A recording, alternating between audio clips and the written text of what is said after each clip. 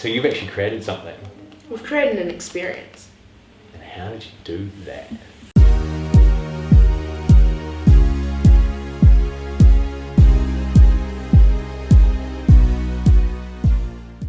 Well, I think the main thing comes from Arlington is Tim and myself. This Arlington, right? Yeah. Arlington Street, but Arlington the store? Yep, Arlington the store. We've created an environment that's, we hope, inviting to everyone. It doesn't matter whether you're old or young or male or female, you can come in and have a look and feel at home.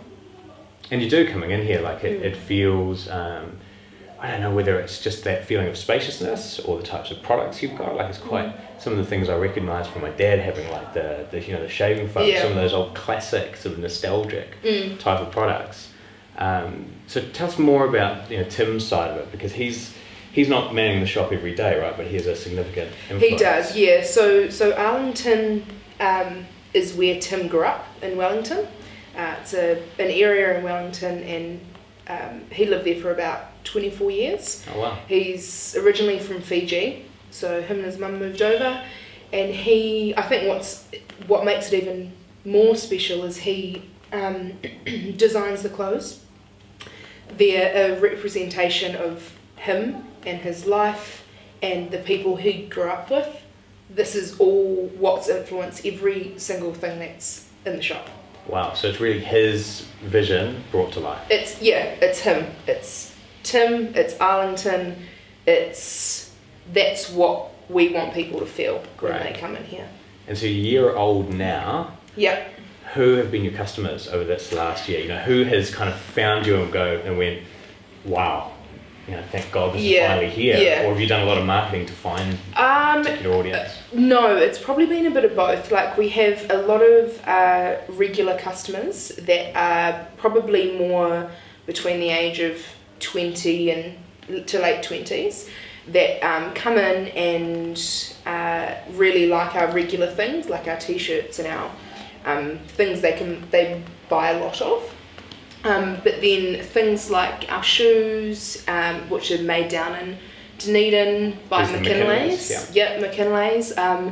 We find they've been really popular, and a lot of out of towners actually, a lot of Aucklanders, people from Wellington, and as soon as people say they're from Wellington, we get onto the Arlington and they know where that is, and it's sort of it adds to the experience, and people like the fact that it's made by Tim, it's owned by the people that work here. It's not, we don't have people in here that aren't passionate about the clothes. We love what we sell. We really like quality, and it's just nice that it's a representation of Tim and myself. And so you are actually here every day. I am here every day, yeah. So I man the shop. Yeah. And do sort of a lot of the behind the scenes, social media, marketing, the website, all that sort of thing. And Tim works, he's a builder, but he designs the clothes as well. Great. So that's his domain. And when you share the story with people coming in for the first time and they're Yeah. seeing the store, what are some of the reactions you get from there? They love it. They love probably the fact that majority of things are New Zealand made. Mm-hmm. People also really like the fact that they're designed here as well, and they're designed by us and not big factories or anything like that. And it's all we get really good reactions with the fact that all of our clothing's limited, so we don't get 100 made of something. We get 20 or 30, and once it's gone, and that's what we find people really respond well to. So they come in here and know they're getting something that not everyone down the street's going to have. And I guess that it helps when you're in the fashion industry, because what you purchase or what you wear is an extension of your own personal brand. Yeah. So if you're going into one of these big stores, you're kind of going to be the same as everyone else. Yeah, exactly. Whereas if you come into Arlington, there's something that you can express that's uniquely you, based on when you purchase the clothes as well, because it's a limited line. Yeah, and that's what we find. A lot of our regular customers that are from Hawke's Bay, which is I would say about 40 to 50% of the customers. The other half are from out of town, Australia, Auckland. That's what they love. They love the fact that they can come in and there's only going to be 15 other people that have ever bought that shirt or that print or whichever. That's great. And I think for the people watching this, they're going to want to know exactly where you are located, because it isn't Arlington Street now, this is Arlington the shop. Yes. Where are you based exactly in So we're based on Market Street, which in Napier CBD, so we're between Emerson and Tennyson Street. It's sort of a walkway street, which has worked out really well for us. There's lots of other businesses like Tulipi Ladies across the road and a couple of other boutique type stores that have opened up, and has really created a great vibe around there's been here. quite a renaissance over the last 12 months, you're saying, just before this interview started. So it's in the past sort of 12 to 18 months we've found there's been a good sort of half a dozen stores independently owned that have opened up in this area within a block or two of each other. And I think that's really adding to Napier is becoming a destination, and a really good one as well. That's great to hear. And for those that aren't based here but may want to look at more of your products online, do you have an e-commerce shop where people can go to? Yep. So we've got a website which is arlington.net.nz, and then we're also under Arlington Clothing on Instagram and Facebook, which is great for us. How are they working for you? Like, where do you see you getting the most kind of engagement? Instagram, actually.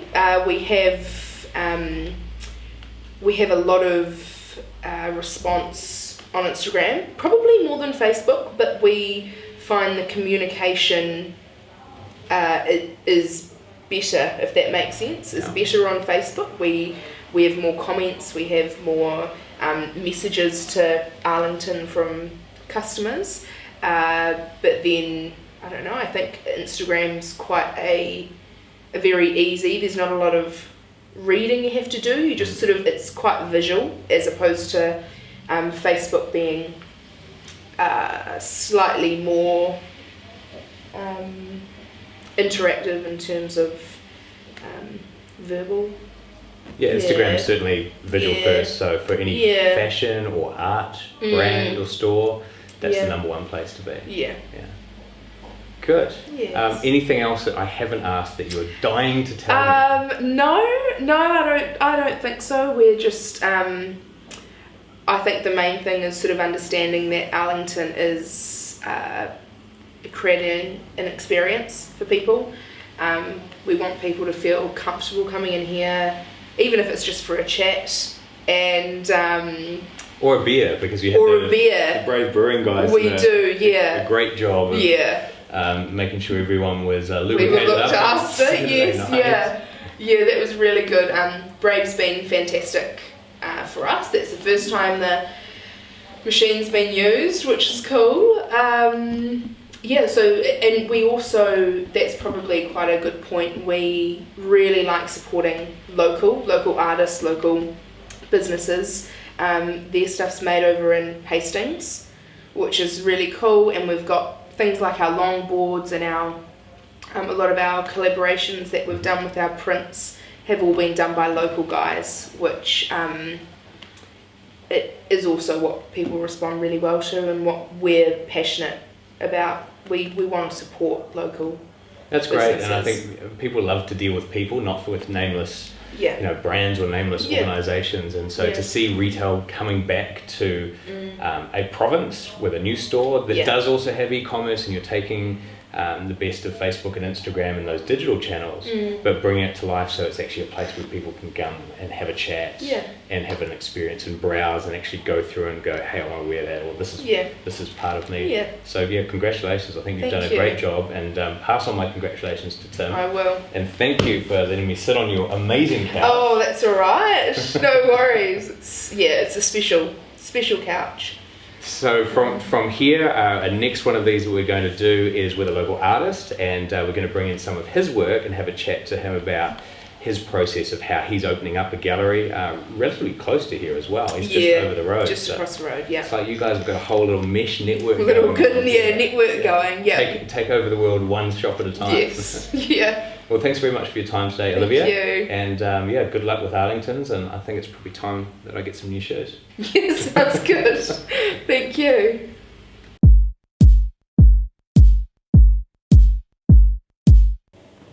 Okay, now for a couple of questions from the social media audience. Shantae, what have we got this week? Cool, so Leslie asks, it's one thing to be able to market a business, but how important is it to know how to effectively brand and sell yourself?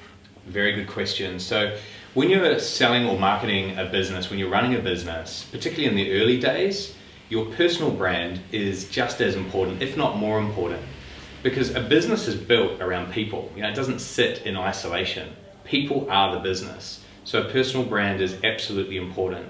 What I'd recommend for Leslie is to work out, what exactly is her personal values, what drives her as a person, and then let that guide where the business needs to go. Where things go wrong for an individual or a person are when those two things are out of alignment.